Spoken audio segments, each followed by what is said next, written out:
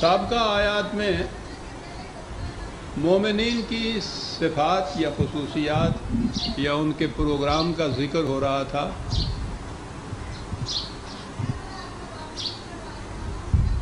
کہ قرآنی نظام کے قیام کے سلسلے میں ان کی صورت یہ ہے کہ اِنَّ لَكَ فِي النَّهَارِ سَبْحًا طَوِيلًا، دن بھر بڑا مصروف پروگرام ہوتا ہے ان کے لیے، اور راتوں کو پھر یہ مشورے کے لیے بیٹھتے ہیں، آنے والے پروگرام کے لیے تجاویز ہوتی ہیں، راتوں کو جاگتے ہیں.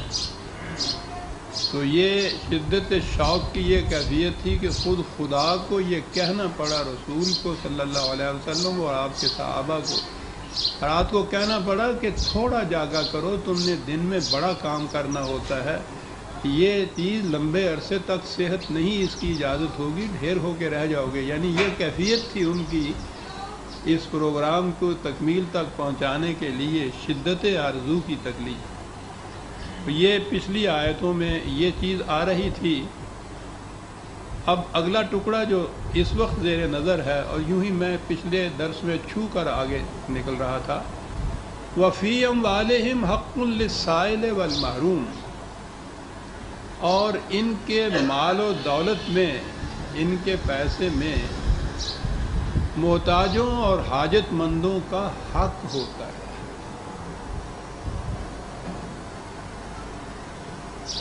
بڑی عام فہم سی آیت ہے، وہ نظر آتا ہے کہ ٹھیک ہے، دولت مندوں سے کہا گیا ہے کہ وہ ان محتاجوں، غریبوں، مفلسوں، ناداروں کی مدد کیا کریں، لیکن یہ اتنی اہم آیت ہے اور اس سے قرآن کی اتنی تحریف کی گئی، نظام الٹ کر رکھ دیا گیا کہ ہم اسی مجھار میں اب تک پھنسے ہوئے چلے آ رہے ہیں. بظاہر آپ دیکھیں گے کہ اس آیت میں تو کوئی ایسی بات نظر نہیں آتی. یہی تو مقامات ہیں کہ جہاں غور کرنا پڑتا ہے انسان. قرآن کریم میں یہاں ہی نہیں، 20 مقامات میں یہ کہا گیا ہے غریبوں کی مدد کرو، مسکینوں کی ضروریات پوری کرو، حاجت مندوں کی حاجت روائی کرو، ناداروں کی امداد کرو. تو یہ امداد، یہ ان کی ناداری کو دور کرنا، صدقہ، خیرات، زکوٰۃ، اس قسم کی چیزوں سے تھا نا، انفاق جسے کہا جاتا ہے. تو گویا اس سے یہ نظر آیا کہ قرآن کریم ایک ایسا نظام سامنے رکھنا چاہتا ہے جس میں مستقل طور پر غریبوں، ناداروں، مفلسوں، بےکسوں، بھوکوں کا وجود رہے، تاکہ یہ احکام جو ہیں صدقہ اور خیرات کے اور بھوکوں کی مدد کرنے پہ، ان پر عمل ہو سکے. کبھی سوچا آپ نے ان چیزوں کو؟ ہم یہ دیکھ کے خوش ہو جاتے ہیں کہ قرآن نے بڑا زور دیا ہے غریبوں کی مدد کرنے کا، یتیموں کی مدد کرنے کا، بھوکوں کو روٹی کھلانے کا، ننگوں کو کپڑے دینے کا، ناداروں کی ضروریات پورے کرنے کا. بہت اچھا نظام ہے، بڑی تاکید کی ہے، بڑا زور دیا ہے، کیا بات ہے. لیکن کبھی آپ نے سوچا کہ اس کے معنی کیا ہیں؟ قرآن کے ان احکام کو مستقل مان لیا جائے تو اس کے معنی یہ ہیں کہ قرآن پرپیچولی، مستقل، دائمی طور پر ایسا نظام چاہتا ہے انسانیت کا کہ جس میں بھوکوں کا، ننگوں کا، ناداروں کا، مفلسوں کا، محتاجوں کا وجود مستقل طور پر باقی رہے، اور دوسری طرف ان لوگوں کا وجود باقی رہے جو ان کی پھر مدد کریں، ان کو دیں، صدقہ دیں، خیرات دیں، انہیں ثواب ہو صدقہ و خیرات سے، ان کو جنت ملتی جائے. یہ ایک مستقل نظام کی شکل میں گویا سامنے آتی ہے بات کہ وہ نظام ایسا چاہتا ہے جس میں مستقلاً ان کا وجود باقی رہے، قائم رہے. یہ اگر نہ طبقہ رہے تو پھر یہ سارے احکام بقول ان کے صدقہ اور زکوٰۃ کے اور خیرات کے، یہ تو معطل ہو گیا، ان پہ عمل کیسے ہوگا؟ اور اگر ایسے نظام ہو جس میں کسی کے پاس زائدہ ضرورت ہو ہی نہ، تو وہ صدقہ خیرات کرے گا کہاں سے؟ لہذا اس سے یہ مستنبط ہوا کہ قرآن کے پیش نظر انسانیت کا نظام یہ ہے کہ اس میں مستقل طور پر محتاجوں اور محروموں اور ناداروں اور بھوکوں کا وجود قائم رہے، اور دوسری طرف دولت مندوں کا وجود قائم رہے جو صدقے اور خیرات سے ان کی مدد کرے۔ کیا خیال ہے آپ کا؟ دنیا کے سامنے آپ اس نظام کو فخر کے ساتھ پیش کر سکتے ہیں؟ انسانیت کی تذلیل کی نگاہیں جھک جاتی ہیں اگر یہ تصور کیا جائے کہ ایک ایسا دین ہے خدا کا دیا ہوا کہ جس میں انسانیت کا نظام یہ پیش کیا گیا ہے۔ ہندوؤں پہ تو اعتراض ہم کرتے تھے کہ انہوں نے کہا کہ صاحب خدا نے ہی خود یہ ورن یا طبقات پیدا کر دی ہیں۔ طبقات کا لفظ میں خاص طور پہ لایا ہوں کہ آج کے دور میں یہ سمجھ میں بات آتی ہے کہ برہمن ہیں، کشتری ہیں، شودر ہیں، ویش ہیں اور شودر ہیں۔ شودر مستقل طبقہ جو ان تمام طبقوں کی خدمت کرنے کے لیے ہے، محتاجوں کے لیے محتاج ہیں، بھوکے ہیں، مسکین ہیں، ان کو پن دان سے ان کی مدد کی جائے گی، بھیک کے ٹکڑے ان کے بچوں کے جھولی میں ڈالے جائیں گے جیسے کتوں کو دیے جاتے ہیں، اور یہ مستقل رہے گا طبقہ۔ یہ نظام یہ پیدائشی ہے، برہما کا نظام ہے۔ اس پہ تو ہم اعتراض کرتے رہتے ہیں ہمیشہ، اور کبھی غور نہیں کرتے کہ اپنے ہاں ہم جس نظام کو پیش کر رہے ہیں وہ نظام تو بیان ہی وہی ہے کہ ایک مستقل طور پہ آپ کے ہاں طبقہ یہ موجود ہونا چاہیے۔ تو موجود ان کے کہنے کے مطابق موجود کس طرح سے کہ جی رزق کو خدا نے اپنے ہاتھ میں رکھا ہوا ہے، وہ جن کو غریب پیدا کرتا ہے ان کو تو غریب ہی رہنا ہے، اور اس کا نظام یہ ہے کہ وہ غریب پیدا کرتا چلا جائے گا، محتاج پیدا کرتا چلا جائے گا، اور دوسری طرف دولت مند پیدا کرتا چلا جائے گا، اور پھر ان سے کہے گا کہ تم کچھ دو چار روٹی کے ٹکڑے ان کی جھولی میں ڈال دیا کرو۔ یہ خدا کا تصور آیا ہے اس قابل کہ آپ فخر سے دنیا کے سامنے خدا کا یہ تصور پیش کریں؟ ہے یہ نظام اس قابل کہ آج اگرچہ دنیا میں کیپٹلزم کا بھی بڑا زور ہے، پھر بھی ویلفیئر اسٹیٹ تک تو وہ پہنچ چکے ہوئے ہیں۔ وہ ایسی اسٹیٹس ہیں جہاں کوئی بھوکا نہیں ہے۔ آپ کے ہاں یہ ہو نہیں سکتا کہ آپ کہہ رہے ہیں کہ یہ تو خدا کا نظام ہے جو ہم پیش کر رہے ہیں۔ یہ چیز تھی عزیز من جو میں نے کہا تھا کہ یوں نہ گزر جایا کیجیے۔ پھر بات کیا ہوئی؟ قرآن میں احکام تو یہ ہیں، بھوکوں کی روٹی کا انتظام کرو، غریبوں کی مدد کرو، مفلس و ناداروں کی امداد کرو۔ خیرات کا تو خیر لفظ اس میں نہیں آیا، صدقہ ہے وہ زکوٰۃ کا آپ کہتے ہیں اسی مقصد کے لیے۔ انفاق کا لفظ جو ہے کہ ان کے لیے یہ خیرات کیا کرو، اس سے تو وہی بات نظر آ رہی ہے جو میں پہلے کہہ رہا تھا۔ اور وہ نظام تو آج کی دنیا میں بھی سرمایہ دارانہ نظام کے اندر بھی جو مملکتیں ہیں وہ بھی اس حد تک نہیں پہنچی کہ مستقل طور پر آپ نے ہاں وہ کہیں کہ ایک طبقہ موجود رہنا چاہیے۔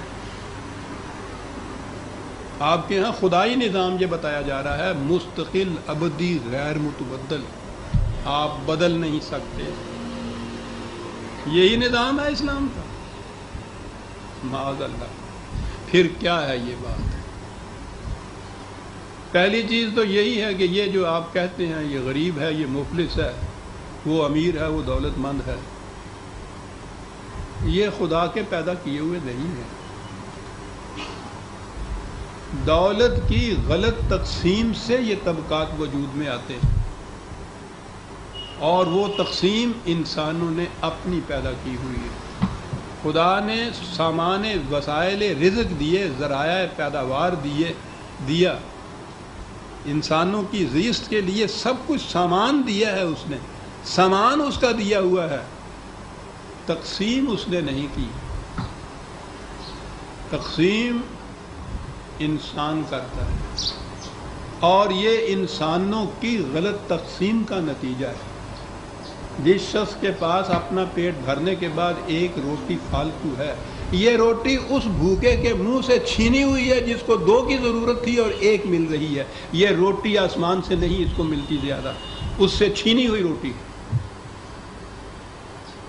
نظام ایسا ہے کہ اسے ایک ہی ملے گی، اسے 3 ملیں گی۔ انسانوں کا اپنا قائم کیا ہوا نظام۔ پھر آگے سوال پیدا ہوا کہ پھر یہ جو احکام ہیں ان کے معنی کیا ہیں؟ اسلام کا نظام یہ ہے کہ کوئی فرد رات کو بھوکا نہیں سو سکتا، کسی ضرورت مند کی ضرورت رکی نہیں رہ سکتی، کوئی اس میں نادار نہیں ہوتا، محتاج نہیں ہوتا۔ یہ کیسے ہوتا ہے؟ ذرائع رزق یا دولت کی تقسیم اسلامی نظام اپنے ہاتھ میں رکھتا ہے، اور اس کی تقسیم اس طرح سے کرتا ہے کہ نہ کسی کے پاس 2 کی بھوک والے کے پاس 1 زائد ہو، نہ 2 کی بھوک والے کو 1 کم ملے، اسے بھی 2 ملیں، اسے بھی 2 ملیں۔ یہ تقسیم جب اس طرح سے وہ کرتا ہے حسب ضرورت، طبقات ختم ہو جاتے ہیں۔ طبقات تو زائد از ضرورت دولت کے پیدا کردہ ہیں، جو کسی کی جائز ضرورت سے کم کر کے اس کی زائد ضرورت ہو جاتی ہے۔ یہ کہیں سے باہر سے نہیں آتا کچھ بھی۔ یہ جو زمیندار یا جاگیردار جسے ہم کہتے ہیں زمین کا مالک، وہ جو کاشتکار کی فصل آدھی لے جاتا ہے اپنے گھر میں، وہ امریکہ سے نہیں منگاتا، یہ اس کے بچوں کو جو ملنی چاہیے تھی پوری اس کی محنت کی کمائی، وہ ان کے منہ سے چھین کے اپنے گھر میں لے جاتا ہے۔ یہ کارخاندار جو مزدور کو مزدوری پہ لگاتا ہے اور اس کی ویجز مقرر کرتا ہے، دہاڑی مقرر کرتا ہے، وہ اپنے مفاد کو سامنے رکھ کے مقرر کرتا ہے کہ اسے کتنا دوں کہ مجھے زیادہ سے زیادہ فائدہ منفعت پہنچے۔ وہ اس کی محنت سے جو کچھ پیدا ہوتا ہے وہ اس کو نہیں دیتا سارا، اس میں سے پتہ نہیں کتنا حصہ خود چھین کے لے جاتا ہے، اس کو اتنا کم از کم۔ یہ طبقات کیسے پیدا ہوئے؟ اس غلط تقسیم سے پیدا ہوئے۔ قرآن ایسا معاشی نظام قائم کرنا چاہتا ہے کہ جس میں غلط کی یہ ناہموار یا غلط کی یا رزق کی ناہموار یا دولت کی غلط تقسیم نہ ہو۔ مقصد ہو صرف تمام افراد معاشرہ کی ضروریات زندگی پورا کرنا،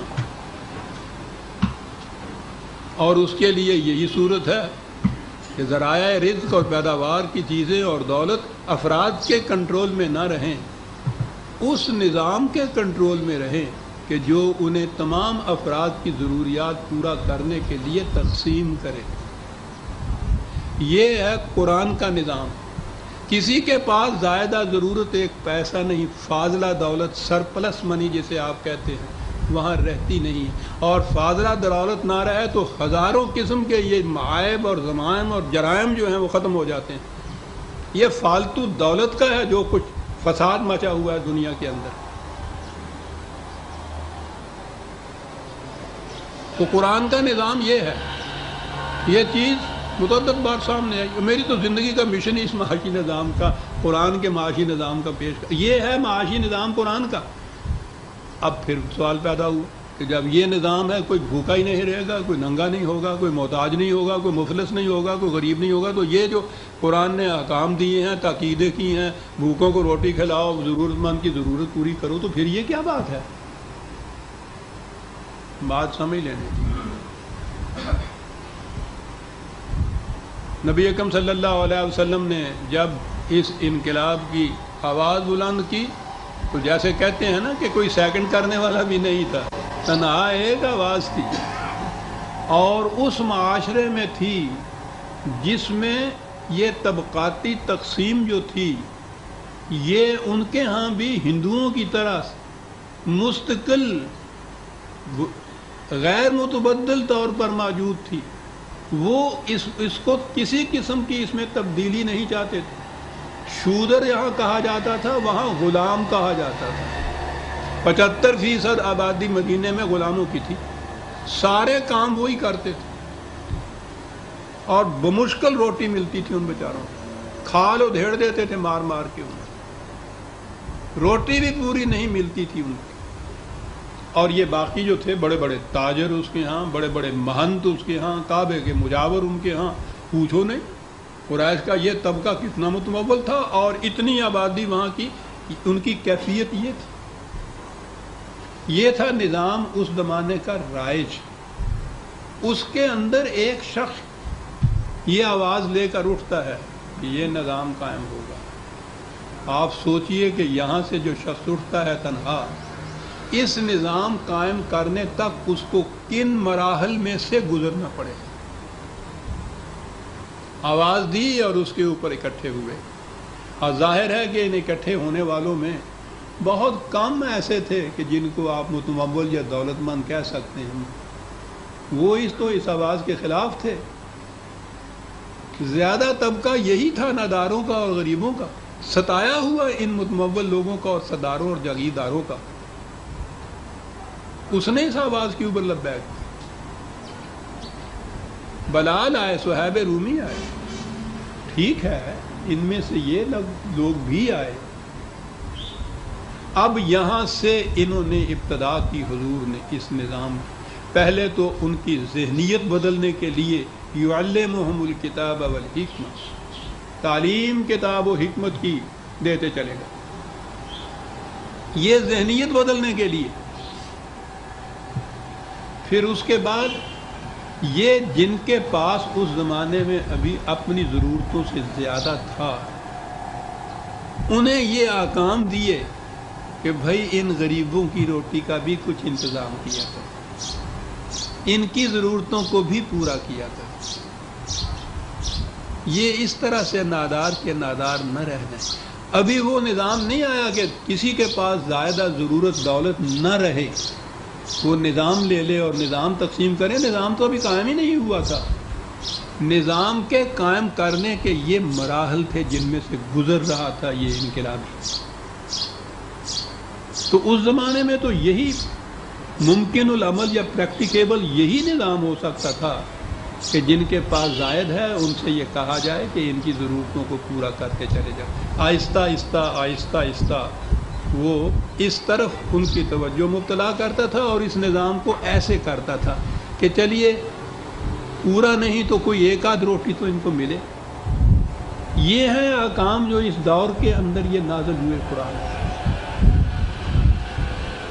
اور یہی ممکن العمل تھا. یہ آہستہ آہستہ لے گئے اس طرف رسول اللہ صلی اللہ علیہ وسلم اس نظام کو. 13 سال تو مکے کی زندگی میں ابھی نظام کا سوال نہیں تھا. مدینہ کی زندگی کے اندر بھی قریباً 7 سال تک تو وہ لڑائیوں میں گزرا. یا آہستہ آہستہ یہ قائم ہونا تھا. یہ نظام جو ہے تاریخ یہ بتاتی ہے کہ نبی اکرم صلی اللہ علیہ وسلم کی زندگی میں بھی شروع ہو گیا تھا اس نظام پہ عمل. تکمیل تک ابھی نہیں پہنچا. تکمیل تک حضرت عمر رضی اللہ تعالیٰ عنہ کے زمانے میں جا کے پہنچا، جنہوں نے اعلان کر دیا تھا کہ آدمی یا انسان کا بچہ تو ایک طرف، اگر دجلہ کے کنارے پہ کوئی کتا بھی بھوک سے مر گیا تو اس کی ذمہ داری بھی عمر پر عائد ہوگی.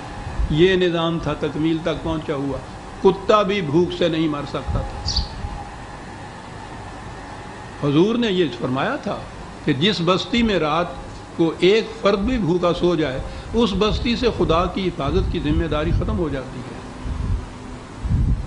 لیکن کتے کے بھوک کے مرنے سے مواخذہ جو ہو مملکت کا ہو، نظام کا ہو، سربراہ مملکت کا ہو، یہ اعلان تھا جو اس دور میں جا کے ہوا. یہاں آ کر تکمیل پر پہنچا وہ نظام جو تھا. اب اس نظام کے اندر نہ کسی کے پاس زائدہ ضرورت دولت تھی، نہ کوئی محتاج اور نہ کوئی نادار رہ گیا تھا.